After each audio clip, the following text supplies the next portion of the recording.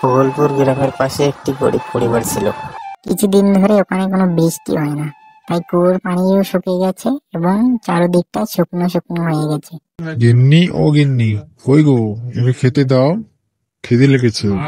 আর যে কি বলি না, বাড়িতে একটু চাল নেই, কি যে রান্না করব, কিছু সবজিও নেই। তুমি কিছু ব্যবস্থা করে দাও না। কি যে বলো না, এখন কি খাবো বলো তো। আচ্ছা আমি দেখছি কি করা যায়, না হলে তো না খেয়ে আমরা মারা যাবো। আচ্ছা দেখছি, দাঁড়াও, আমি ব্যবস্থা করে দেখছি। আমি জমিন থেকে আলু আর পটল তুলে আনছি।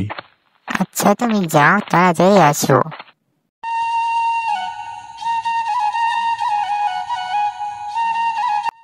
ইস রে ইস, জমিগুলো তো একদম শুকিয়ে ফেটে ফেটে যাচ্ছে।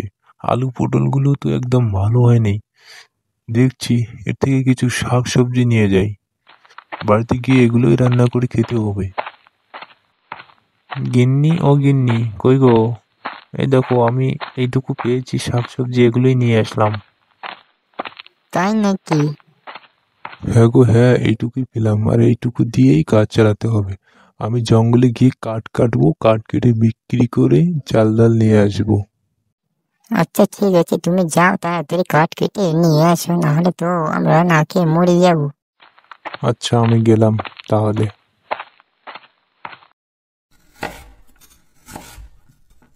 ইস বাবারে বাবা, কাঠগুলো এত শক্ত কেন? আর কুড়ারের ধারটাও নষ্ট হয়ে গেছে, এখন কি করব? কাঠগুলো যে কাটতেই পারছি না, এখন যে কি করি? আজ বুঝি আর কাঠ কাটা হবে না। আজ বাড়িতে গিয়ে গিন্নিকে যে কি বলবো বলো তো, একটিকু কাঠ কাটতে পারলাম না, এখন যে কি করি? ইস, এত গভীর জঙ্গলে এই বাচ্চাটা কোথা থেকে এলো?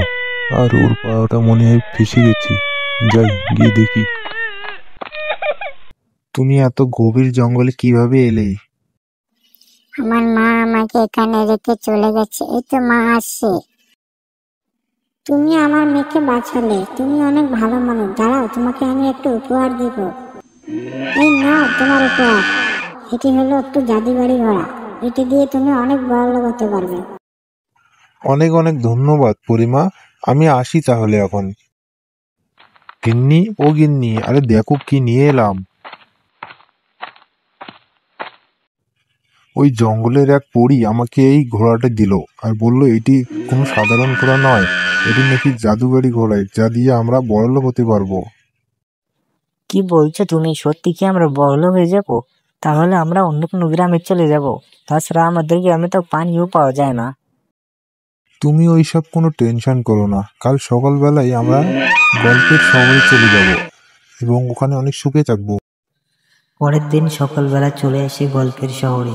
এরা এখন অনেক বড় লোক হয়ে গেছে, এদেরকে আর খবর খুঁজতে হয় না। তো বন্ধুরা, এটাই ছিল আজকের গল্প।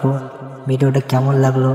ভালো লাগলে অবশ্যই লাইক সাবস্ক্রাইব করে যাবেন, তাহলে আমাদের চ্যানেলে ভালো ভালো গল্পের ভিডিও পাবেন।